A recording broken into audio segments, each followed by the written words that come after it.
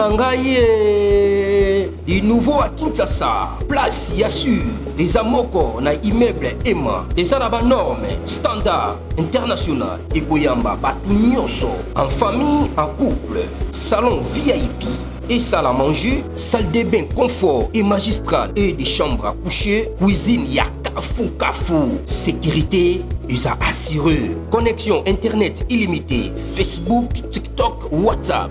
Et à Ophélie, groupe électrogène 24h/24h. Courant et Kendakate. Na immeuble Emma. Notre adresse dans la commune de Kalamou, quartier Yolosi, avenue Balinga, numéro 9. Soyez les bienvenus. Immeuble Emma.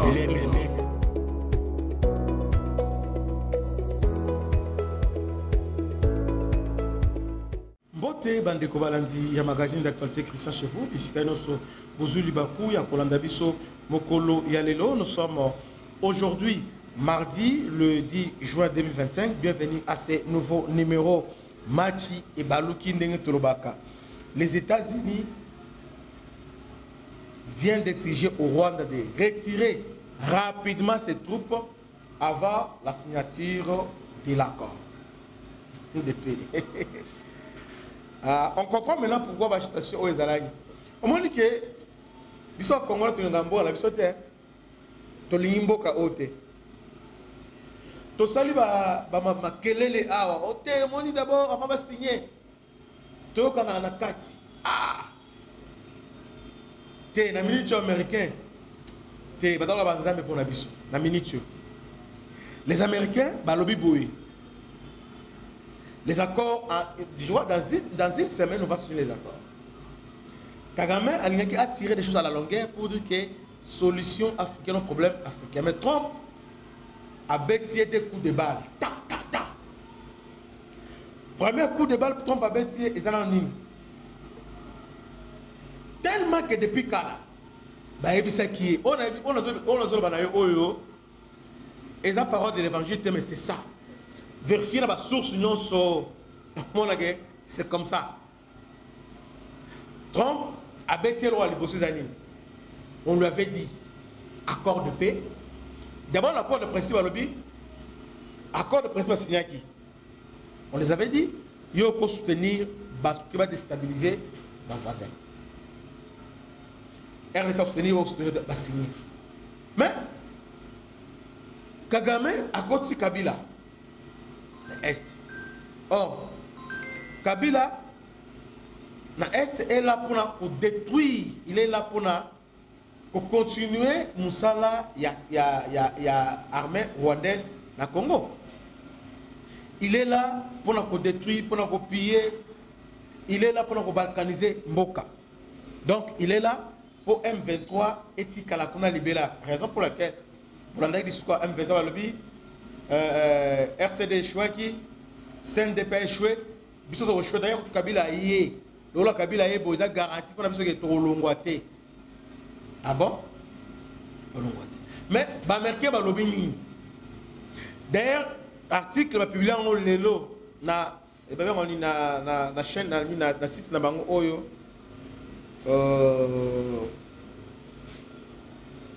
la site bon je vais montrer la site.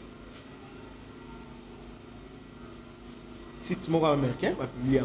Mais article, je lis ça, c'est Fiston Mayamba.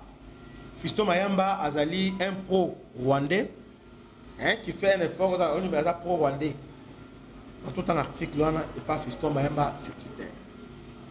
Mais il y a relayé, il y a une source naïsa Owana. Les Américains vont le bien. Comme accord de président signé avec Kagame à cela. Ils ont compris que cet homme n'a pas volonté de mettre fin à la guerre à Est.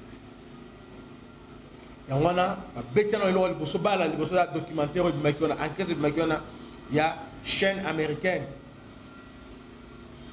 NBC News, a BBC une enquête va démontrer noir sur blanc comment Kagame a pillé l'Est. Alors que d'habitude, Kagame sur la lobby balamoko a répliqué. Pas à répliquer, mais depuis l'enquête à Bimi, il n'a atteint au consolité. Parce qu'il a dit que c'est Trump qui est derrière cette enquête-là. Deuxième balle à tirer à la EAC. Kagame se cache derrière les compromis africains. Alors, les Africains, il ne faut pas résoudre le problème. Et pour nous, à niveau EAC, à niveau SADC, puis à niveau CEAC. Alors, il voulait prendre président tournante comme président il y a CEAC, pour l'organisation régionale de l'Afrique centrale. Oui, et ça, c'est le moment casté. Dans l'organisation, il y a un peu moins C. Parce que l'Afrique de l'Ouest, CDAO, Afrique de l'Est, c'est EAC, Afrique du Sud, Afrique australe, les alliés, SADC, mais bien sûr l'Afrique centrale, c'est dans ma casse des datés. Et Kagame aussi, Rwanda, ça fait la 4 ans à Burundi. Maintenant, Kagame soit aligné à sa présidence. Or, sur le plan diplomatique, il y a une Moboé qu'il n'est pas isolé diplomatiquement parce que, à sa président, il y a une organisation sous-régionale. Et puis, l'organisation permet, tellement il y a pour manipuler l'organisme, il va commencer à manipuler la réunion, tout ça. Les Américains, parce que moi je ne crois pas qu'il y ait une diplomatie agissante KKT. Quand nous disons diplomatie agissante RDC, il faut combiner effort, il y a un ministre des Affaires étrangères, effort chef de l'État et surtout appui à l'Américain de celles qui va apaiser. Kagame soit à se retirer. Parce que la plupart des pays qui sont dans CAC, on a pro Kagame. Centrafrique, Gabon, Sassou. Mais ce sont les Américains qui sont là.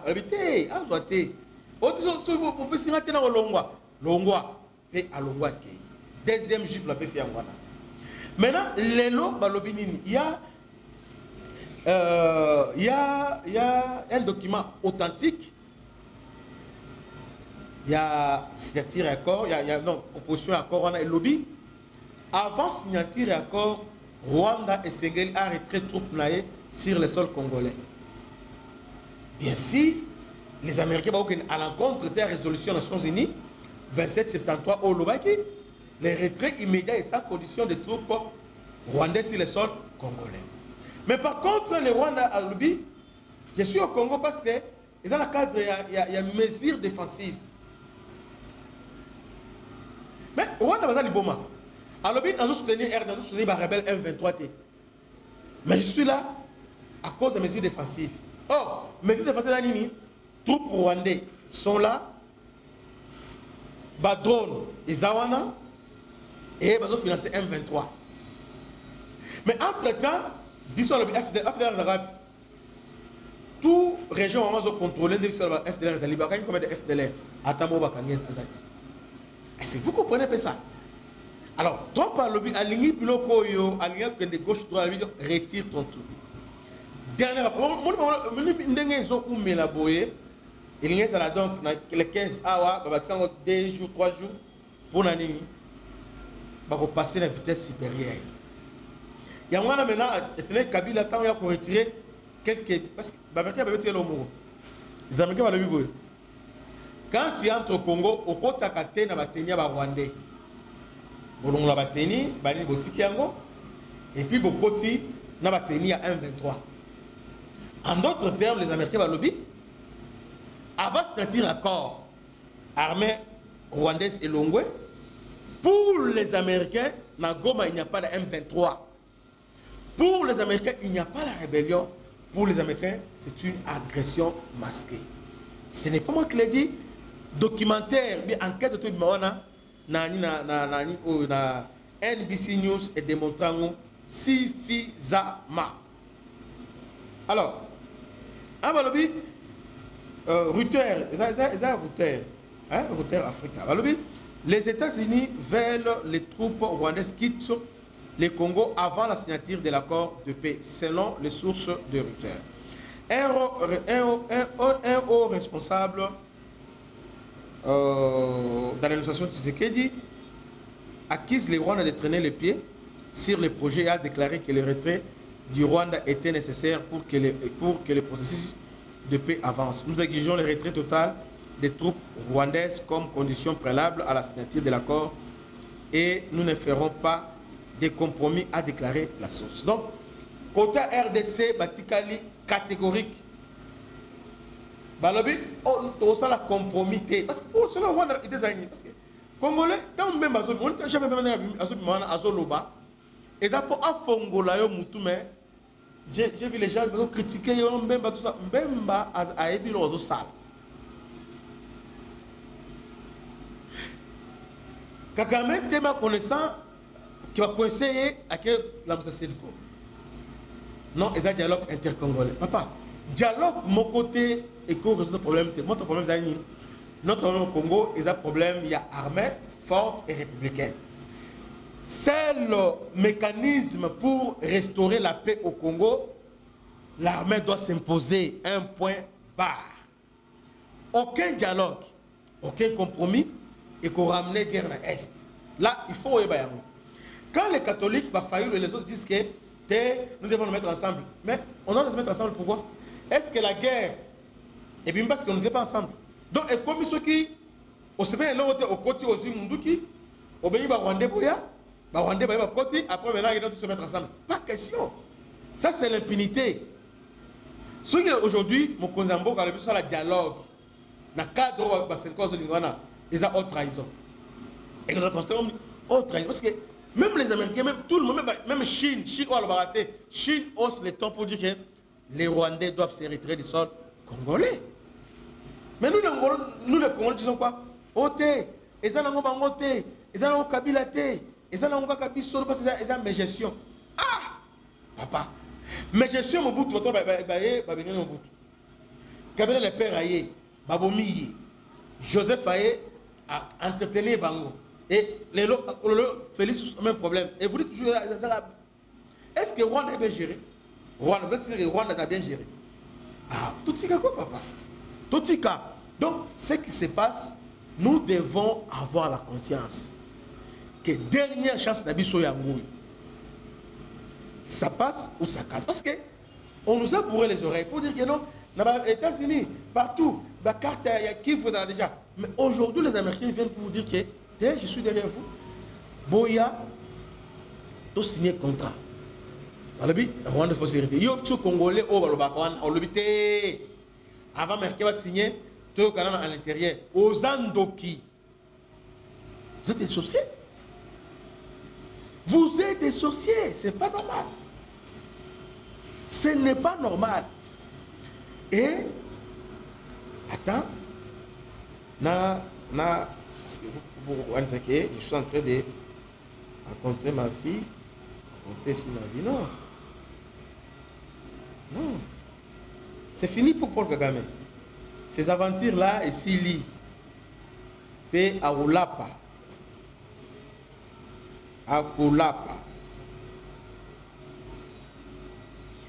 Les États-Unis jouent un rôle central dans les négociations entre la RDC et le Rwanda, insistant notamment sur le retrait des troupes rwandaises et la fin du soutien au groupe armé M23 avant la signature d'un accord de paix. Voici les points clés durée de développement. Exigence américaine claire. Ah, bon, les Américains ont dit retrait des troupes rwandaises. Les États-Unis, par l'intermédiaire de l'émissaire spécial pour l'Afrique, Massad Boulos, ont exigé que le Rwanda cesse son soutien au M23 et retire ses troupes du territoire congolais, estimant à 4 000. Mais à 4 000, ils sont 80 000. Arrêt des activités de M23. Washington demande également le désarmement du M23 qui contrôle des villes comme Goma et Bukavu, dont les liens avec Kigali sont documentés par le preuve onisienne. Entraînement, armes, commandement rwandais. Papa, mais oyo, et ça article la bisoté, c'est pas mindel, les Américains ne combien papa. Tout ça, bino nini, bino congolais, tout ça, bino nini, bino oh, moi je suis Katangé. Moi je suis Moussoaïl, des aventuriers, traîtres. Vous voyez? Massad Boulos est clair.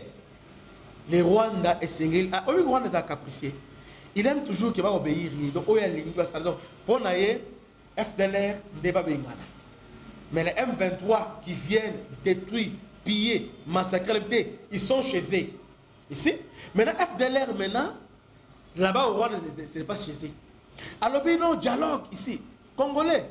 Quand on dit dialogue pour mettre fin à la guerre, pour nous dire que, parce que c'est sous ce problème, il y a un conflit, ils ont tiré origine en na assassinat Garimana en 1994, ont créé génocide. Alors, pourquoi pas aussi Rwanda va créer dialogue et pas parce que depuis lors, parce qu'il y a eu Canada, parce qu'il y a sur la tête, va créer dialogue, dès qu'on aboutir par intégration de FDLR. Et nous serons quittes aux assurances problème de FDLR dans le Congo. Mais il ne faut pas, ça l'a côté. Mais vous dites, d'ailleurs, le président tanzanien, à l'Oba, quand on a réunion, Kagame avec claqué la porte, et puis on l'a fait. Mais quel est le nom? Le président tanzanien a tellement le but. Mais ceux qui parlent, on peut lui donner aussi la FDLR. Non, c'est pas ça. Dans la logique. Et puis beaucoup de Congolais, Steve Wemby, Kachouva, va soutenir le Kowana, Moni, FDLR, FDLR, Azalaka Wati. Tout le monde a été, tout le monde a été. Mais le M23, tout le monde a été, Kundabatu, Sanibo, Masaka Kobola, rapport Mapping, rapport aux Nations Unies, rapport à Belé, ils ont documenté. C'est tellement clair. C'est tellement clair. Donc, les Américains baptisé retrait à Rwandais comme préalable au signature du contrat. Entre-temps, les Rwandais ont profité qui étaient signatés un matin, tout ça. Alors que, il faut signer un accord, même accord, il faut signer le minerai contre sécurité. Lui aussi va signer ça avec les États-Unis. Les États-Unis, avant qu'il ait marché, d'abord, retirer bateau Tunaï. Mais au retirant, les États-Unis, sur le Kinavité, Bazonga, Bissika Bazalaki, ou soit les Congolais, ils ont retiré tout Tunaï. Les Congolais vont désarmer. Ote va intégrer, et Sengeli va désarmer. Voilà la logique américaine. Maintenant, il faut que Katumbi, Kabila, les autres, il faut il faut qu'on intègre Bandoki. Intégrer 80 000 Rwandais dans l'armée. Biso armée, ceux qui 100 000 pour les voitures, 100 000, la fiche exacte. Avec affectif, ceux qui 150 000, 100 000.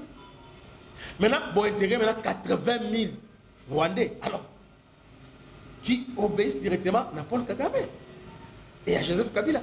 Vous pensez que là, maintenant, c'est fini pour les pays? Et tout ça, le dialogue, tout vanda, Bamiyibi, des voleurs. Les Américains vont couper court. Il y a un Américain, les catholiques, les catholiques ont tout fait. Parce qu'ils savent très bien que derrière les évêques, il y a les Rwandais. Il y a des Rwandais. Mais nous, quand nous le disons, nous avons Kabila depuis quand? Alors, maintenant, même le lobby. Ah, Zambalola. Bon, de toutes les façons, Trump a dit c'est fini. M23, il faut cantonner. Ils ont monté que nous le capitaine Ngoma le capitaine sur la télé a commis au colonel Ngoma. Et tant qu'on y a là, colonel. Non. Makenga qui était colonel devient maintenant général-major. Et nous, on va valider ça. Bosuki. Yambala Oyo, Clé Boa. Bosuki, match les bien. Que Dieu vous bénisse. À la prochaine. Ciao.